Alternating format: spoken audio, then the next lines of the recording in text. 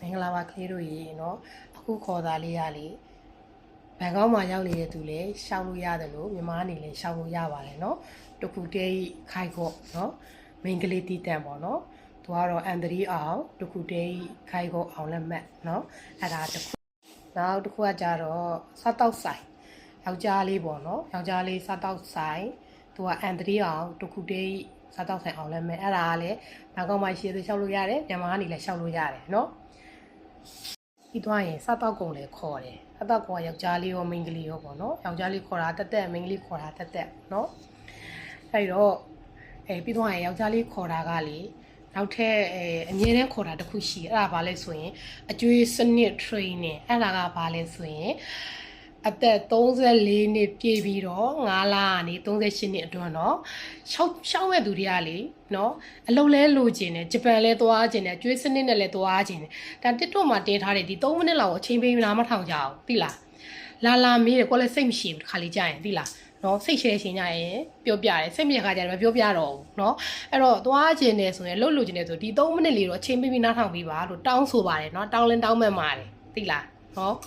အဲ့ဒါကအမြဲတမ်းခေါ်ပါတယ်တောက်ကြနေဆိုရင်စီးရင်ပိတ်ပြီးတနင်္လာနေ့တိုင်းမှာဝင်ဖြေရပါတယ်ယောက်ျားလေးတိတက်မှာနော်မိန်းကလေးကတော့အဲ့ရွယ်တွေ training ကကျွေးစနစ်ကမရဘူးပေါ့နော်ပြီးတော့ပြီးသွားလို့ရှိရင်နောက်တစ်ခုကဘာလဲဆိုတော့ယောက်ျားလေးတွေအန်ဖိုးအောင်ထားတဲ့သူကိုတခုတည်းဆောက်လို့ရင်းနဲ့ခေါ်တယ်နော်အဲ့ဒါကတခုတည်းဆောက်လို့ရင်းနဲ့ခေါ်တာကပေါ်ဘန်ကောက်မှာရောက်နေတဲ့သူလည်းရှောက်လို့ရတယ်မြန်မာနေလည်းရှောက်လို့ရတယ်เนาะသူကတော့အသက်ကို30အတွင်းတော့လူချင်းတယ်လို့ပြောတယ်เนาะနောက်တစ်ခုကအဲ့လိုပဲ18ကနေ30ကြာခေါ်တာက trainer ယောက်ျားလေးစောက်လို့ရေးเนาะသူကလည်းခု2လပိုင်းထဲမှာ interview တွေရှိနေတဲ့အတွက်ကြောင့်မလို့လူရရင်ရတဲ့လောက်ပေါ့เนาะသူကတော့ကန့်သက်ချက်တွေရှိရပါเนาะအရက်တကိုလေးချိန်လို့ပေါ့เนาะအဲ့ဒါရုံဖုံးပိုက်ပေါ highlight တာနဲ့ရုံကနေလိုအပ်တာတွေအကုန်လုံးကိုပို့ပေးထားတယ်အဲ့ဒါမှကိုကဖတ်ကြည့်ပြီးတစ်ခုချင်းဟိုမှာတပ်ပုံတောင်းတာရှိမယ်တကောင်စင်မပုံနေပြီးသွားရင်ကိုလေးချိန်တို့အရက်တို့တောင်းတယ်နော်ယခုဒီလ30ရက်နေ့မှာဖောက်မယ်ဖျားမဲလေးပေါက်ချင်တယ်ဆိုလို့ရှိရင်ပေမှာကျင်ညာထားတယ်နော်တန်ခွဲတွေရှိပါတယ်နော်ဒီလထဲမှာကို26ရက်နေ့မှာအတန်းရှိတယ်နော်အန်ဒလေးမှာ26ရက်တလတော့ဒီလမှာအဖိုးတန်းရှိမယ်2ရက်2လပိုင်း9ရက်နေ့ဆိုရင်အန်ဒရီရှိတယ်မန္တလေးဖုန်းနံပါတ်က39995339နှလုံးတိရှိပါ